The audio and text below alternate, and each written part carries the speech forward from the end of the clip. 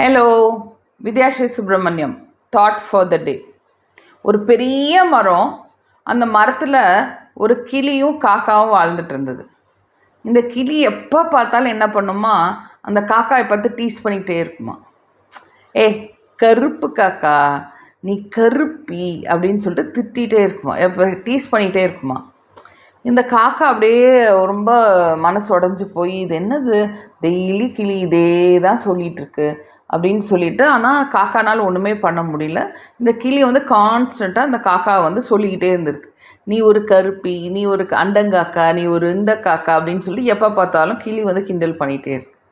கரெக்டாக அந்த டைம் என்னாச்சு, அந்த பக்கம் வந்து வேடன் வந்திருக்கான். இந்த வேடன் வந்து என்ன பண்ணியிருக்கான், அழுங்காமல் வந்து இந்த கிளியை பிடிச்சிடுறான். கிளியை பிடிச்சோடனே இந்த கிளியை தூக்கி ஒரு கூண்டுக்குள்ளே போட்டுடுறான். கூண்டுக்குள்ளே போட்டோடனே இந்த காக்கா வந்து கிளியை பார்த்து சிரிச்சு தான், அழகு அழகுன்னு சொன்னேன்ல, நீ அழகாக இருக்கனால தான் உன்னையே பிடிச்சான், நான் அழகாக இல்லாதனால தான் நான் என்னையை பிடிக்கல அப்படின்னு சொன்னோன்னே இந்த கிளி வந்து ஒரு மாதிரி மூஞ்சி தொங்க போட்டு உருன்னு இருந்துச்சான். இந்த வேடன் வந்து என்ன பண்ணியிருக்கான், இந்த கிளியை கொண்டு போய் வச்சது மட்டும் இல்லாமல் அது நாக்கில் வந்து நல்லா பூண்டை தடவி தடவி பேசு பேசுன்னு சொல்லிட்டு அவன் வந்து பேசுகிறதுக்கு அவன் சொல்லி கொடுத்துட்டே இருந்திருக்கான். அப்புறம் ஒரு நாள் அமாவாசை வருது.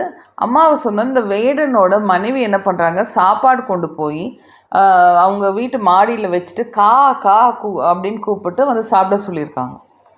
இந்த காக்கா வந்திருக்கு. காக்கா வந்தோடனே அதுக்கு ஒரே சந்தோஷம். நல்லா சாப்பிட்டுட்டு கரெக்டாக அங்கே கீழே போய் பார்த்தா அது ஒரு இடத்துல இருந்து பார்க்குது, இந்த கிளி தெரிஞ்சுது.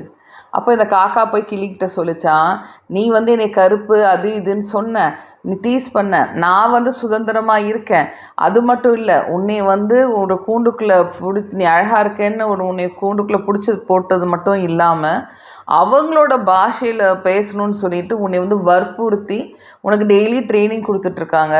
ஆனால் என்னோட சந்தோஷம் எப்படின்னு பார்த்தியா, அவங்க எனக்கு சாப்பாடு வைக்கிறதுக்கு அவங்க என்னோட பாஷையில் வந்து என்னை காக்கான்னு கூப்பிட்டு எனக்கு சாப்பாடு வைக்கிறாங்க. நீ தான் இப்போ யோசனை பண்ணி எந்த லைஃப் பெட்டரான லைஃப் அப்படின்னு சொல்லிட்டு. இந்த கதைக்கு அப்புறம் எனக்கு என்ன தோணுச்சுன்னா, நம்ம என்ன பண்ணுறோன்னா, ஒரு கல்யாணம் அப்படின்னு பார்த்திங்கன்னா, அந்த கல்யாணத்துக்கு வந்து நம்ம குழந்தைங்கள பையனாக இருக்கட்டும் பொண்ணாக இருக்கட்டும், அது முதலீடாக வந்து நம்ம என்ன பண்ணுறோன்னா அவங்களோட லுக்ஸை தான் நம்ம பண்ணுறோம்.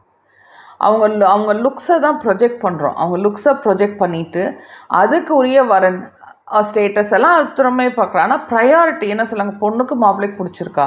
ஸோ அந்த பொண்ணுக்கு மாப்பிள்ளைக்கு பிடிச்சிருக்கா அப்படின்னா அந்த பொண்ணு வந்து ஒன்றும் அழகாக இருக்கணும்னு நினைக்கிறாங்க, இல்லை மென் வந்து இப்படி அழகாக இருக்கணும். ரெண்டு பேரும் மெயினாக அழகாக தான் பார்க்குறாங்க இல்லையா, அதுக்குள்ளே இருக்கிற விஷயங்கள் யாருமே பார்க்குறது இல்லை. ஸோ நீங்கள் ஒரு கல்யாணத்துக்கு உங்களோட அழகையோ உங்களோட லுக்ஸையோ நீங்கள் வந்து முன்னுரிமை பண்ணி எந்த டெசிஷனும் எடுக்காதீங்க. மற்ற விஷயங்கள் பார்க்குறதுக்கான விஷயங்கள் ரொம்ப இருக்குது. அது வந்து ஒத்து போதா, அது வந்து ஒருத்தர் பரஸ்பரமாக இருக்க முடியுமான்னு பாருங்கள். பார்க்கல அப்படின்னா நம்ம இந்த கூண்டு கிளி மாதிரி ஒரு பொண்ணோ ஒரு பையனோ அந்த ஃபேமிலிக்குள்ளே போயிட்டு அவங்களோட பாஷையை கற்றுக்கிட்டு சுதந்திரம் இல்லாமல் இருக்கிற மாதிரி இருக்கும். ஸோ நீங்கள் உங்கள் வாழ்க்கையை உங்கள் குழந்தைங்களோட வாழ்க்கையை சூஸ் பண்ணும்போது அழகை மீறி என்னென்ன விஷயங்கள் இருக்குதுன்னு நீங்கள் பார்க்கணும். ஓகேயா?